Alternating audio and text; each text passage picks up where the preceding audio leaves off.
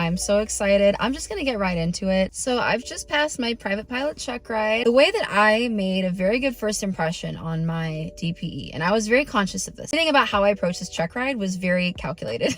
One thing that I did that I believe was very helpful, both for myself to give myself a feeling of confidence and preparedness, and also to show the DPE that, wow, she takes this seriously, is I came in super organized. I made a check ride binder to Target, and I bought a very nice looking binder with light pink and like a gold trim border, and it looked very nice and neat. And I filled it up with information that I think I would need to pull up on the check ride. So instead of bringing out a bunch of hard copy books, I had everything kind of neatly tucked in, and I had it divided by sections for things that I thought that I would need to know but I might forget. For example, on one section of my binder, I had printed out pages from my airplane's POH that contained information that I tended to forget. There were some procedures, and there were some things about the engine and about different systems that I noticed I had a tendency to forget after studying multiple times. So what I did is I said, hey, I'm just gonna put this in my binder. If I need to look something up, I'm not gonna go through the whole POH and try to figure out exactly where this is. I'm going to refer to my notes and find these few things that I do end up actually needing, and it's going to be right there because these are the only things that I seem to have trouble remembering. Now obviously I studied a lot beforehand. People that know me, people in my life will tell you that I have been a bit of a fiend for studying. I studied 5-6 hours a day in the weeks leading up to my check ride. So that way there were not as many things that I felt like I wasn't getting. And those few things, again, I printed out and I put in my check ride binder. So I had one section with those pages from the POH. I had another section with the FAA regulations on medications and the list of which ones were acceptable and how long you should wait after taking certain medications, because that was another topic that I didn't quite remember much about. I also had stuff like sectional legends, PIREP decoders, stuff like that, to where if I was asked an obscure question, if he pulled out a sectional and found like the most random thing that only appears once in the entire United States and said, what is this? Instead of saying, I don't know, I would be able to go through my notes and see what that symbol actually meant. Because on your check ride, the last thing you want to do when the DPE asks you a question is say, I don't know. That's not a good answer. That's not the PIC answer. If you don't know something, that's fine, but your answer shouldn't be, I don't know. It should be, let me find out for you. That's what they want to hear. They want to see that you're resourceful and that you know where to look to find something, even if you don't know it off the top of your head. I also had a 3-page compilation of all of the aeronautical experience that I was required to have to be eligible for my Private Pilot Check Ride. So the night hours, the cross country, the solo, and the hood time. So I did that for all of my aeronautical experience requirements, and I put that at the very front of my check ride binder. So when I opened it up, that was the first thing the DPE saw. He was like, people don't usually do this. This is really helpful. You're making my job really easy, were the words that came out of his mouth. Not only is it all recorded in my logbook, which I also tabbed out, by the way. Tab out your logbook because the DPE will really appreciate that. I went to the store and I bought different color tabs, sticky tabs. I put one color, like my cross-country tabs were blue. All my solo experience was pink. My hood time was yellow. Night was green. When he was going through my logbook and making sure that I had all the relevant experience to take my Private Pilot Check Ride, it was all there. He didn't have to dig through, he just found it. And he was really happy about this. And the way that I set up the whole room where we were having the actual exam was I had the table, I had all my stuff laid out, my little kind of, it's this little zip thing where I had my medical and my student pilot certificate and my government issued photo ID all conveniently in one place. I had that on the table laid flat. My written test score, the sheet with that score on there. I had my check ride binder. I had my logbook tabbed out, and then I had my airplane's maintenance logbooks also tabbed out. I had the airframe and the engine logbook tabbed out with, again, the most recent 100-hour, the most recent annual, transponder, ELT, all of those required inspections were documented there and tabbed, so it was very easy to find what we were looking for. Tying back into that whole topic of coming in looking prepared and like a real serious candidate, I did put some thought into my personal presentation as well. I made sure that my hair was looking very nice. It was freshly washed, styled, combed. I had it styled similar to this, very just like natural. It looked a little bit better than it does now. It was a little shinier, and my outfit was very clean cut, classic colors. Everything was coordinated. I had this little white top on, I had a navy blue skirt, and my socks were this kind of like creamy yellow kind of color with white accents, and then my Nikes, all the colors of my outfit. So I planned this one to a T. It was a warmer day, so I did wear a skirt and like kind of like a corset top, not overly revealing. Obviously we want to keep things classy and professional, but it was appropriate for the weather. I wasn't going to wear pants and a sweatshirt because it was hot out and we were going to be stuck in a plane with no air conditioning. So dress practical and dress appropriate and dress classy. And this applies to everybody, girls, guys. All of these things are working in your favor and subconsciously painting an image of you in your DPE's mind of this is a real serious candidate. This is someone that deserves their license. This is someone that should be out there flying. And I could see them having a successful professional career in aviation. With that being my first impression coming in, the DPE, he was like, wow, you came prepared. You take this seriously. And these are things that he said to me. And I could tell that he was very happy about how I approached this. If he didn't already want to pass me, now he really wanted to pass me, right? He's like, all right, this girl's about her business. She knows what she's doing. She's being very proactive about it. And I appreciate that. That's the PIC attitude. You hear this a lot. And I think for the most part, this is true. DPEs do want you to pass. They don't want to fail you. Obviously, you've heard online, there are some stories about some DPEs that want everyone to fail the first time so they come back and get a retesting fee. I've definitely heard about that, and fortunately word does get out about these people. And if you do have a checkride coming up and you have a DPE that you know you're going to be using, I would suggest looking them up on Google. Finding information about them on Reddit as well is really helpful to get the inside scoop from real pilots who have had experiences with that DPE. Now, as far as mine went, I looked into him as soon as I found out who he was. Seemed like a really cool guy. So I was like, all right, great. I found information online. I talked to people that I knew and had good things to say about him. So that set me up for success. Obviously, they're not going to pass you if they feel like you're not a safe and capable pilot. But I think that by the time you get to your check ride, most of us should be at that point. Anyway, another thing that really helped me, this helps in every part of our lives really, but in the case of a check ride, it's really helpful for several reasons. I came into my check ride choosing to be an active listener. You might be asking, active listener, what do you mean? You're getting questioned. You're not listening, you're talking. Nah. My oral probably lasted about 2 hours. An hour of that was my DPE telling stories about himself, about his flying career, about his family, about stuff that he has at his house, vacations that he's been on, all kinds of cool stuff like that. Photography that he's done. My DPE is actually a really good photographer. I was genuinely interested in everything he had to say. I mean, here's this guy who's been flying for so long and has so many hours of experience, and like this guy pretty much knows everything, right? If that's possible, as close to that as a human being can get. I loved being able to be in the presence of someone that had that much experience in aviation, all of these amazing things, and share his wealth of knowledge with me. That was cool. But also, I definitely wanted to get on his good side. I was an active listener. I made a point to ask a lot of follow-up questions, point out things that I recognized, like, oh, I know where that is. I know what kind of plane that is. Just sprinkling in these little details that let the DPE know that I genuinely had an interest in aviation and was not just there, for the clout. One comment that my DPE ended up making to me that explained why he wanted to pass me. In his words, he said, most people just want to get a pilot's license. You actually want to learn to fly. And this is true. I love aviation. I've done a lot of different things in my life, and I've never found something that I love as much as flying, in all honesty. It became clear to him early on that I wasn't just in it for the pay and for the clout and for the whatever other perks that people tend to associate with being a pilot. I genuinely just want to learn to fly. I want to fly a bunch of different aircraft, land at all these different airports in different conditions. I want to push my limits.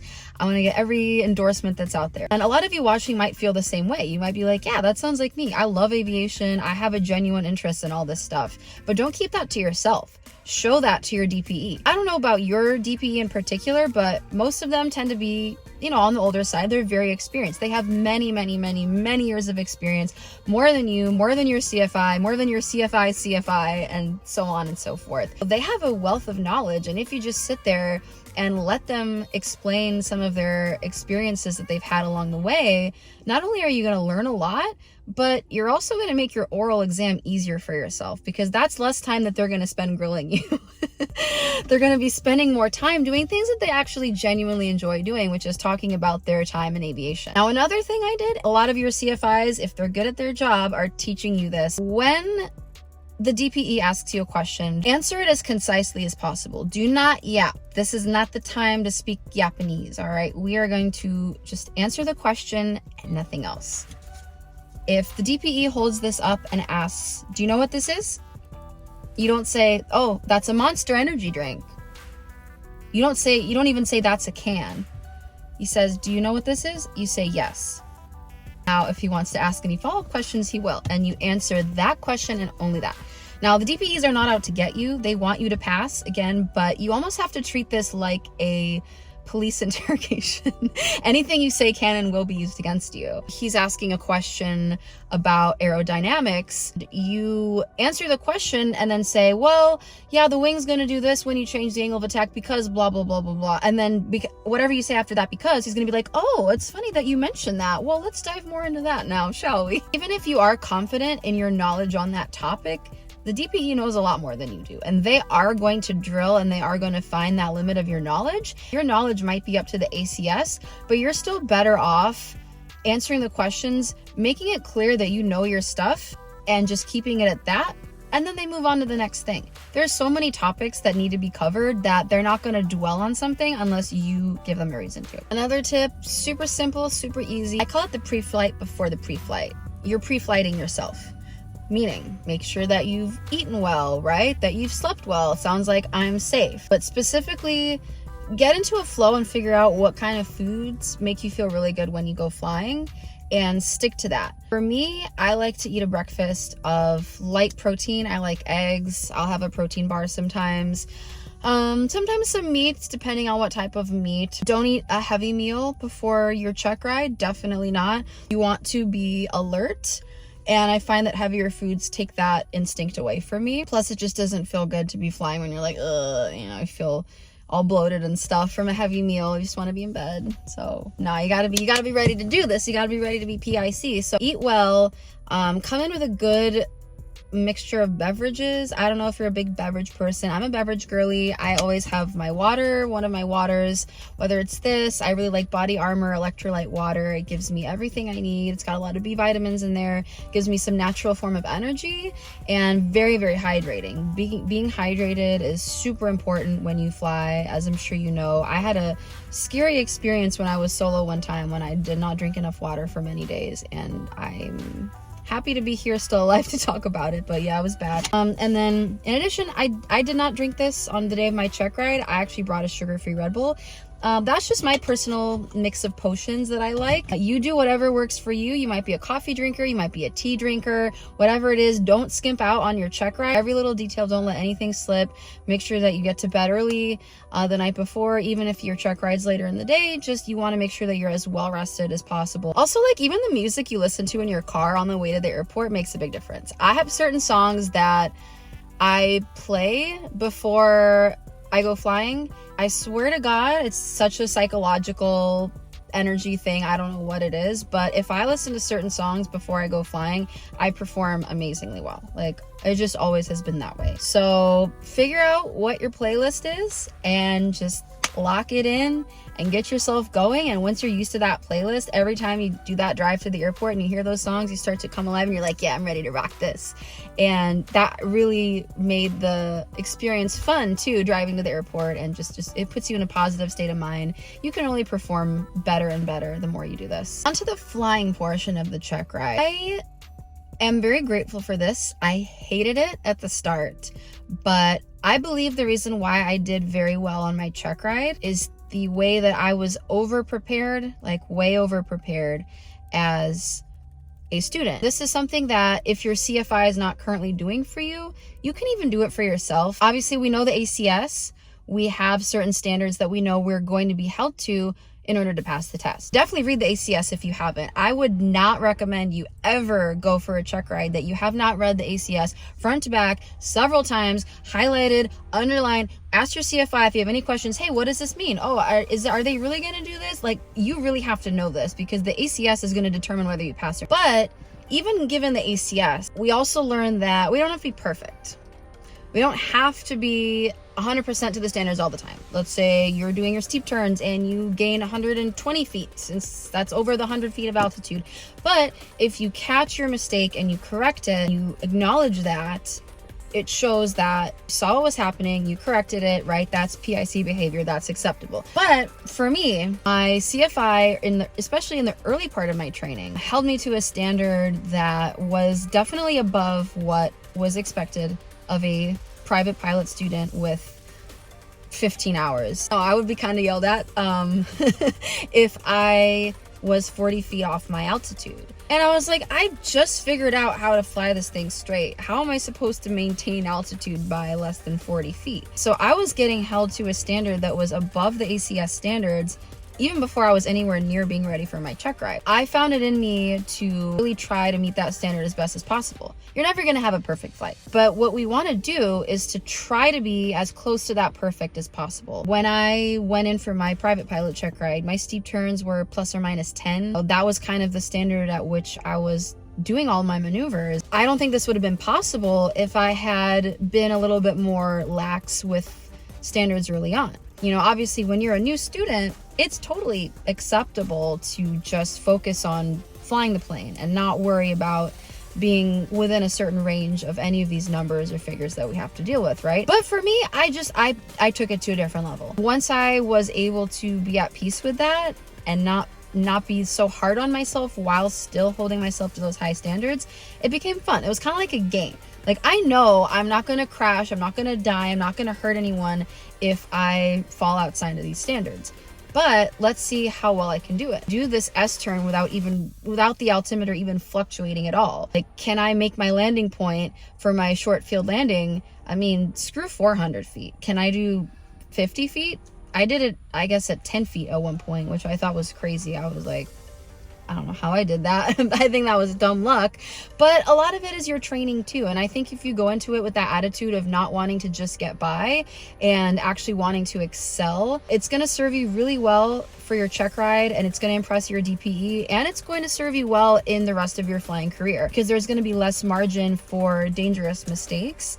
And you're just going to feel better and more confident about your flying. Another tip I would have for the flying portion of your check ride, be prepared for anything. A lot of us in training, when we practice emergencies, I knew when we were going to be doing an engine out simulation. We'll go out to the practice area, we'd just be cruising along, my CFI wouldn't say anything, and there was this one part of our practice area where there's a lot of empty fields, right? We go from this very populated suburban area, and then all of a sudden it gets more sparse, and then there's just a bunch of fields here.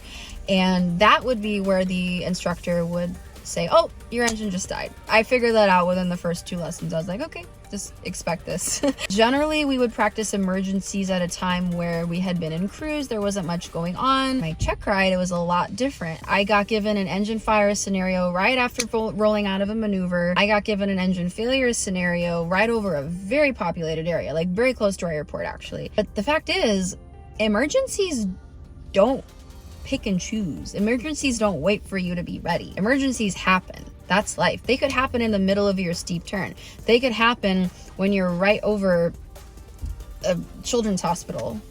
Emergencies don't care where you are and what you're doing. They just happen. A lot of times I feel like we don't train for that as much as we should.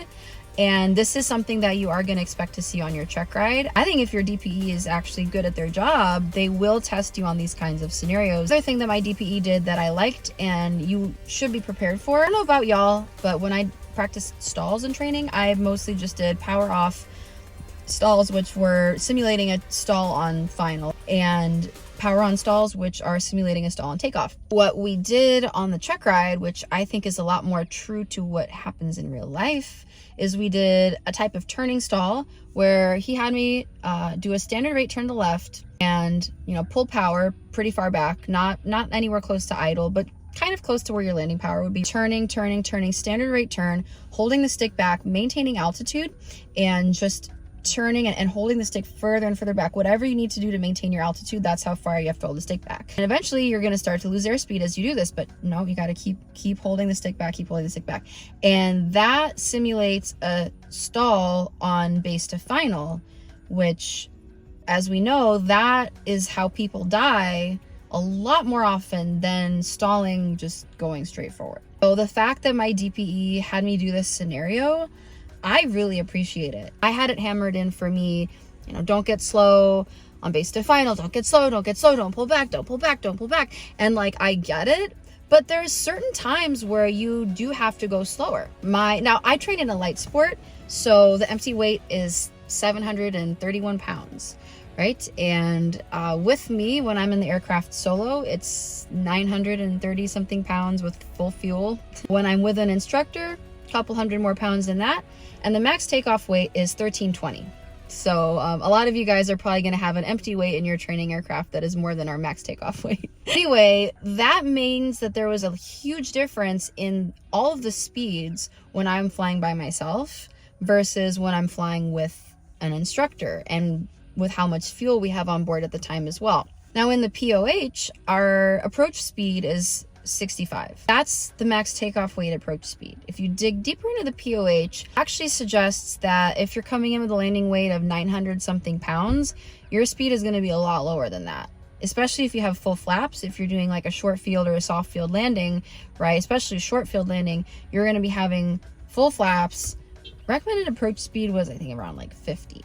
That's a huge difference. And you think when you're coming in that slow, that feels weird, right? Oh yeah, I don't want to get slow, I don't want to stall. There's different scenarios in real life where you're actually going to have to go slow. And going slower than maybe what you're used to or what feels comfortable doesn't mean that you're going to necessarily stall, but you just have to be extra aware of how that stall happens. We don't practice base to final stalls in our training because that would be very dangerous. Obviously, I understand why we don't do that so close to the ground, but my DPE had me do this at altitude, which made it a much safer experience. I got to experience how it actually feels to go through those movements in the airplane, and I was like, oh wow, I get it. It's super subtle. It kind of sneaks up on you, and depending on how wide your pattern is, depending on how many other airplanes are in the pattern, whatever else is going on, that turn could be going on for a little while, and you won't notice that stall until it creeps up on you, and then, oh wow, okay, I overshot final, let me turn in a little bit more, and then you're skidding, and then all of a sudden, boom, you're dead. And unfortunately, that's how it happens in real life a lot of the time. But now that I had that experience practicing that at altitude, at a safe altitude, I feel a lot more prepared to actually know when that situation is coming and feel it and prepare and get out of it before it really gets bad. I would say that's something I'm really grateful that happened on my check ride, and that's something I would be prepared to do. One of the big showstoppers as far as check rides go, from what I've heard and from what I've gathered, if a student does not have good awareness regarding stall recovery and spins and doesn't recover properly from stalls, that's like an automatic fail. Which makes sense. I mean, this is dangerous stuff that we're talking about here. It's not, oh, he doesn't remember what kind of fog comes at this time of the day. Like, this is stuff that really matters here in our day-to-day lives as pilots. If this is a scenario that your DPE brings up to you on your check ride, you're going to have to be able to pull it off, whether it's something you've practiced or not. So definitely start practicing those, base to final turning stalls at altitude, not actually in the pattern. Another big thing that I would suggest is get in touch with other students at your school. Study together, talk about what their experience has been like in training. Maybe they've been taught something else that you haven't been taught, and there's a gap in your knowledge that they can help fill in, and vice versa. Maybe there's something that you can help them learn as well, and you'll teach each other, and you'll all learn a lot more in that way, especially if these students have maybe a student who just graduated, they just passed their check ride, right? Maybe they're using the same DPE that you're going to use, and you can go to them and you can get all the tea straight from someone who just took their check ride like days ago, this is something that I did, and it really helped me figure out what to zero in on as far as my last minute studying. Obviously, don't wait until the last minute to really study. I started my heavy studying about 3 weeks before my actual check ride. Obviously, go through your notes, study the books, study the material, but part of your studying should be talking to other students either at the same phase as you or have just passed. You're going to get a wealth of information and you're going to be able to apply it like right now. Something else that I suggest would be to fly with as many different CFIs as possible, especially in your check ride prep phase. Everyone's going to have their own way of doing things, and that CFI might catch something that yours didn't, and then they might catch something that this one didn't, and vice versa, so on and so forth. At my school, we have to do a mock check ride before we actually go to take our check ride, and the rule is that that mock check ride has to be done by someone other than your regular CFI. I don't go to a 141 school, but we do stage checks anyway, and so I've had a few of these stage checks, and each one has been done by a different CFI. And in addition to that, I've flown with 2 main CFIs throughout my time as a private pilot student. So with all that combined, I got to fly with a lot of different people, and they've given me a lot of different feedback about a lot of different things. And all of these different experiences have combined to make me more knowledgeable, right? It's not like this one is right and this one is wrong.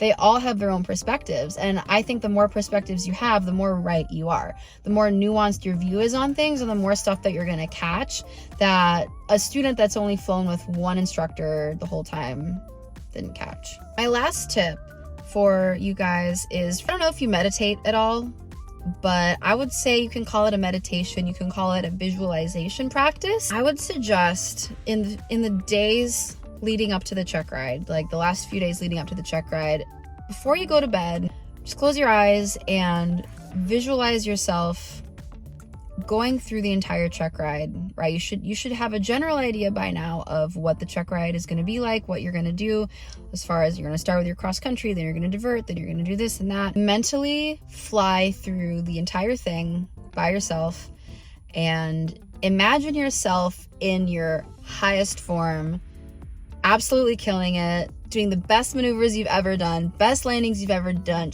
buttering that shit on and having fun doing it. Start off from the pre-flight, imagine yourself going through everything, all the different parts of the plane, and the DPE is asking you questions and you're just snapping back right away. You know exactly what to say, right? Get in the plane, run through your checklist, run up everything, all right, you're off, take off, everything's going great, everything's going right according to plan, and feel how that feels.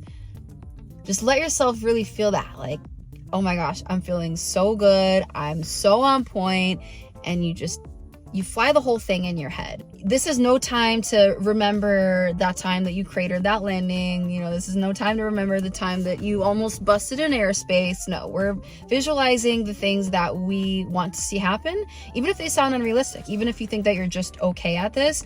Envision yourself as a fucking perfect ace pilot, right? Nailing everything, and feel how that feels as you're going through the motions in your head. And you can do it with your hands too, like close your eyes and, oh, I'm pushing the throttle in, whatever.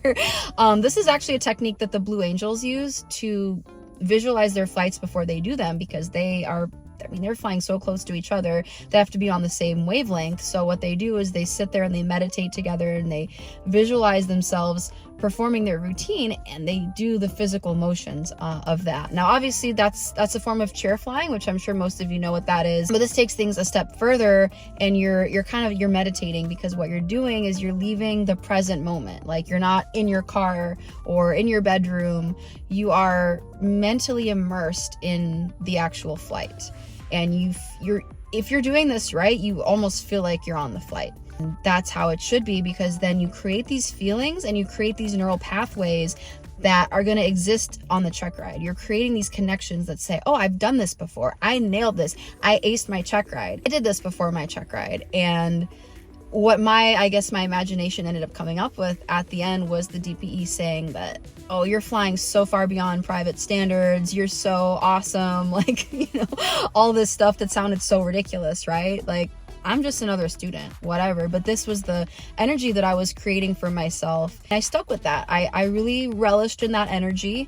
And when I went to go take my check ride, the DPE actually did end up telling me that at the end, right as I had imagined it, when we came back, I landed, you know, got off the runway, came back, taxied back to the FBO, whatever. When I parked the plane, he ended up telling me that I was far beyond the standards of where I should be. And I was like, me? Like, what? Like, that's, I don't know. I always think I'm just right in the middle, and maybe I am. Maybe he was just trying to be nice and encouraging. But I do believe that there was something to that, because I was very over prepared, and I think it's always better to go into a check ride over prepared. Maybe you have a few extra hours that you didn't need to take the check ride, but you did them anyway because you wanted to show up as your best self. You want to come into the check ride and it feels like a cakewalk. You don't want to come in shaking like, oh my God, I don't know if I could do this. Because then it's probably not going to go well. It's not going to be a pleasant experience for you or for the DPE. All right, so that comes to the end of my special check ride tips. Obviously, in addition to everything I said, study hard, go through the ACS, clear everything up with your CFI that you still have questions about, do extra grounds, do extra flights, do all that. But I hope that what I've shared today has been helpful. I really had a positive check ride experience. Honestly, it was fun. I did not think it was going to be fun. I was a little bit scared going into it. As soon as I stepped onto the airport grounds, I snapped into that kind of that PIC mentality, and I was like, I got this. Whatever happens, I'm ready, I'm prepared, I'm cool, I'm collected, let's do this. It did end up being a lot of fun, I think in part because the DPE warmed up to me from the start, and we were able to exchange a lot of stories, tell jokes, and make it a positive experience, which I feel like check ride should be. It's not like you're on trial for something, right? This should be a positive experience. It should be an affirmation of all the hard work that you've done so far, and a celebration of where you are now in becoming an officially licensed private pilot. I'm so grateful to say that I've joined the club after many months of weather cancellations, maintenance delays, not being able to land the airplane because I didn't know I needed a booster seat. Story time about that one later. And it's been a long road, and I'm so grateful to be where I'm at now. And I hope you guys are able to achieve all of your check ride goals and beyond. And let me know in the comments if anything that I've shared here has helped you on your check rides. And until next time, see ya.